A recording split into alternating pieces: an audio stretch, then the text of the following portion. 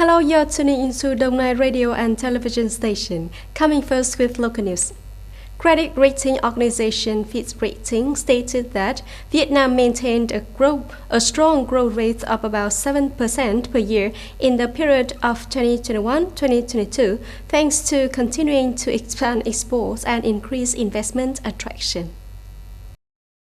Specifically, the credit rating agency Fitch Ratings stated that strong export growth and effective anti-epidemic measures have supported the Vietnamese economy to overcome the COVID-19 epidemic and contributed to raising the national confidence from stable to positive. Currently, Fitch expects Vietnam's GDP debt to be at an average level of 39% in the period 2021-2022. Previously, the credit rating organization Moody's announced to keep Vietnam's national credit rating at 3 and raised its outlook from negative to positive. From this May, a series of new decrees and circulars of the government will take effect, in which the bank exempt customers who are affected by COVID-19. Circular 3 of the State Banks of Vietnam took effect from May the 17th. This agency directs credit institutions and foreign bank branches to exempt or reduce interest and fees until December the 31st, 2021 for the outstanding balance of debts arising before June the 10th, 2020 from operations, credit extension. The exemption or reduction of interest and fees is applied in the event that the obligation to repay the principal interest is due from January the 23rd, 2020 to December the 31st, 2021, and the customer is unable to repay the loan on time due to the decrease in revenue and income due to the influence of COVID-19.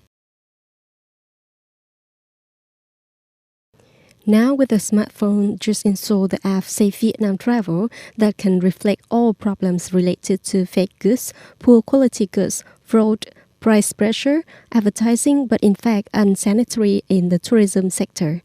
According to the General Department of Market Management, this is the first time that the tourism industry and market management have signed a coordination regulation to strengthen management, rectify commercial fraud, and protect the interests of tourism and ensure a healthy tourism business environment. This model creates a breakthrough, meets the requirements of the new situation, helps the tourism industry to develop stronger and more sustainable. The meeting of foreign ministers of the Group of Leading Industrial Developed Countries G7, which opens on May the 3rd in London, UK, marks the group's first face-to-face meeting in 2 years. At the beginning of the conference, the US brought the Korean issue to discussion. U.S. Secretary of State Antony Blinken presented his new approach to the North Korea issue after he met privately with his Japanese-South Korean counterparts to discuss the matter. At previous meetings, South Korean Foreign Minister Chang Yu-yong expressed a welcome, positive and open message in President Joe Biden's speech to the U.S. Congress last week. Meanwhile, Mr. Blinken and Japanese Foreign Minister Toshimitsu Motegi shared concerns about North Korea's nuclear and missile programs. All three countries are towards the denuclearization of the Korean Peninsula, according to the State Department's statements.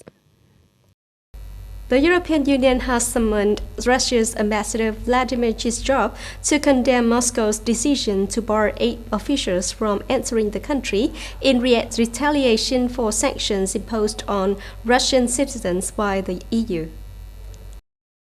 This is the latest development in tensions between Europe and Russia since the beginning of this year on many issues. During his meeting with Chizhov, senior EU officials also reiterated Russia's expulsions of Belgian diplomats, making a list of unfriendly states and asserting that the EU has the right to respond appropriately. Tensions are expected to continue to escalate as the EU waits on next steps to deal with Russia at a foreign ministers' meeting next week.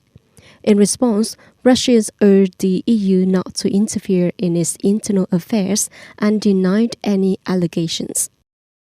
That's all for the news today. Thank you for joining us and goodbye.